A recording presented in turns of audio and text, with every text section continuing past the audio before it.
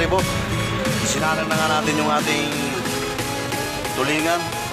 Lumalabas na yung mantika niya mga katribo. Pero tinlutuan. Yan. Yan, paksin lang natin.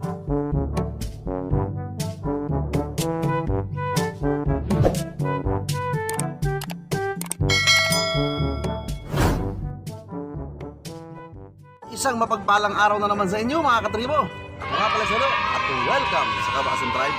Sa episode na to, magluluto tayo ng sinaing na tulingan.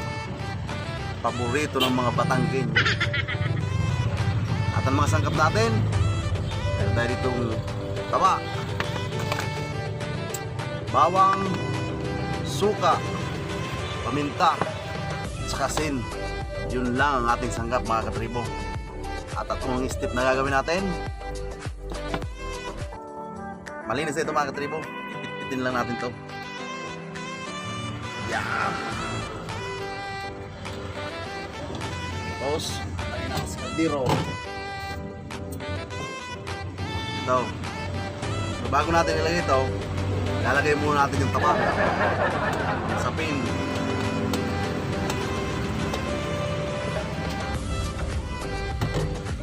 Bawang,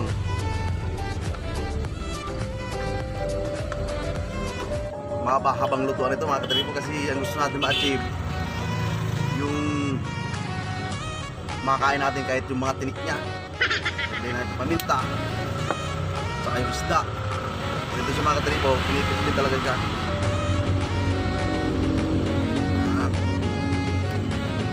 Pinipit ko na yung iba nito para isa na lang yung may pakita ko sa inyo.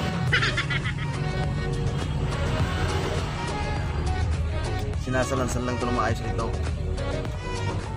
Tapos, ilagay tayo ng suka.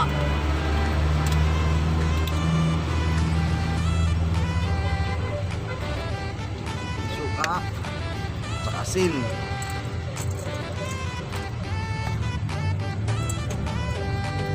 Suka uli. Kalahatiin natin ito. Yan. Tapos takpan. After mga 2 minutes, isasalang natin ito mga katribo. Tara, samahan nyo ako. Yan nga mga katribo, isinalang na nga natin yung ating tulingan. After 30 minutes, to double check ulit natin siya para makita natin kung malambot na. Takpan na natin. Yan. Balikan na natin siya after 30 minutes mga katribo. 30 minutes mga katribo, tingnan na natin. Uy,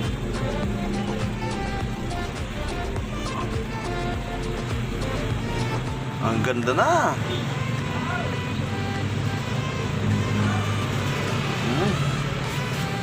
Luto na siya pero hindi pa yan malambot mga katribo. Kaya takpan ulit natin.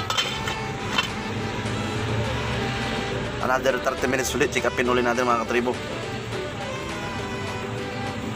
After another 30 minutes mga katribo, tingnan ulit natin. Yun, lumalabas na yung mantika niya mga katribo. Oh. Pero konting oras pa. Check upin na lang natin kung mga ilang minuto na lang hanggang sa lumabas yung mantika ng ganyang baboy na lahok. Ganda na mga katribo. Balikan na lang natin maya maya. Panuli natin 30 minutes mga katribo. Abo, okay na. Naging mantika na talaga siya oh. Sarap nito mga katribo. Okay na ito mga katribo. Kain na tayo. Bye-bye.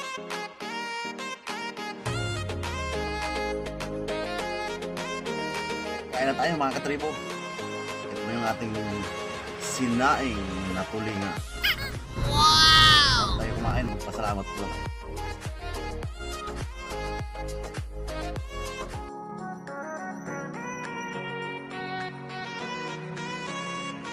Yun, kain na. Tikman na natin ito. Ito na siya mga katribo.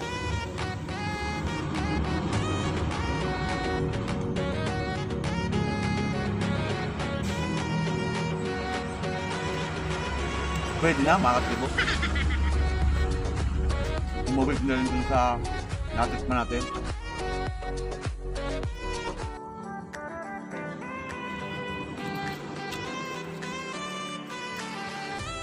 Lumambot na rin.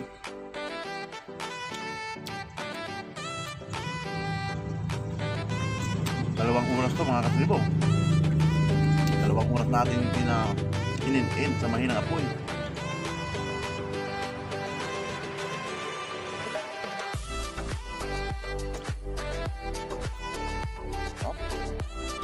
Sarap ng taba.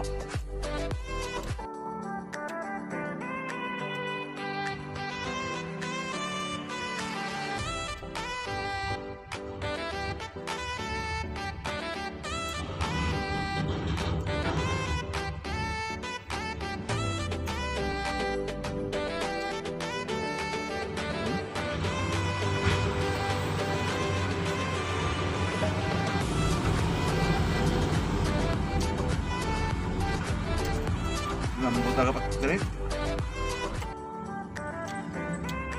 ito lang gusto natin mangyari, yung lumambot siya.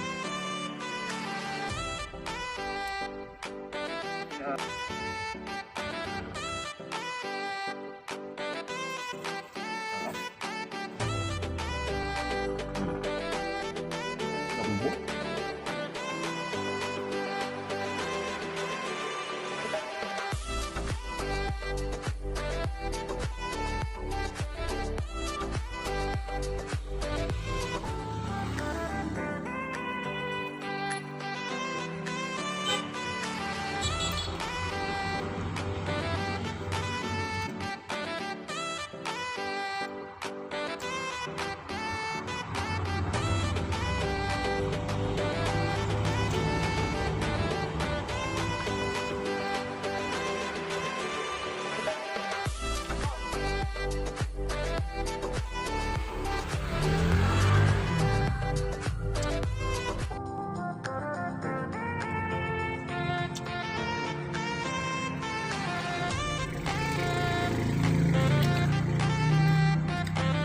Nadali rin natin mga katribo.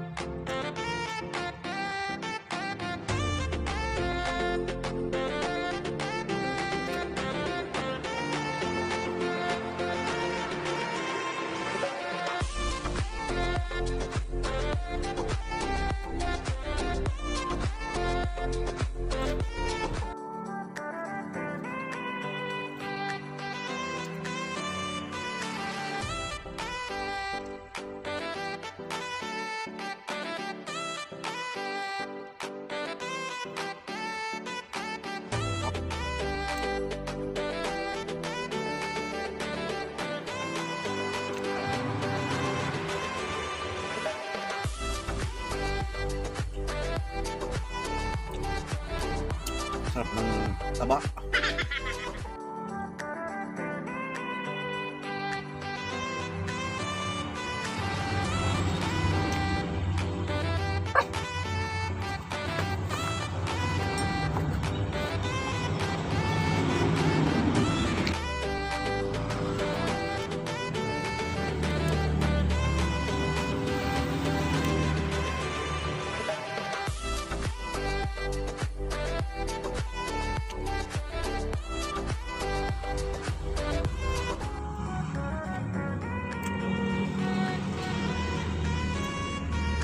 Solve na mga katribo.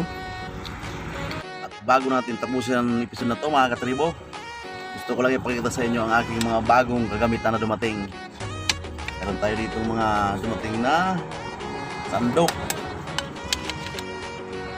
saka tantaran. Bagong bago yan mga katribo.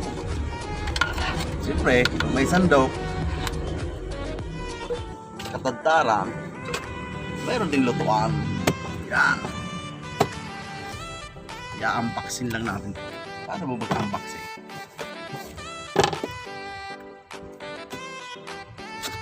Salamat nga pala sa nagbigay.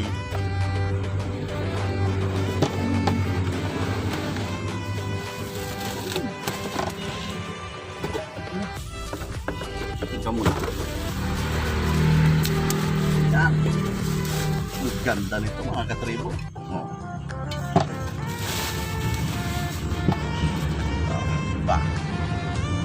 ganda.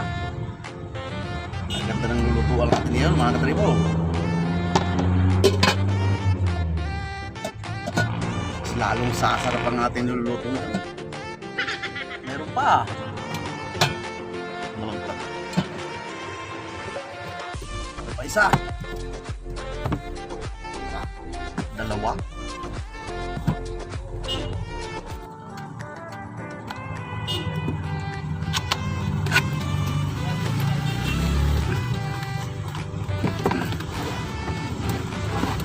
Yun. Meron tayo dito. Wow. Pa.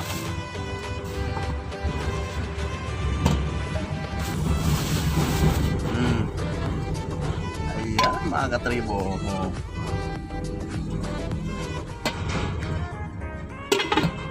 Ganda. Lalo pag sasarap talaga ng mga lulutuin natin mga katribo.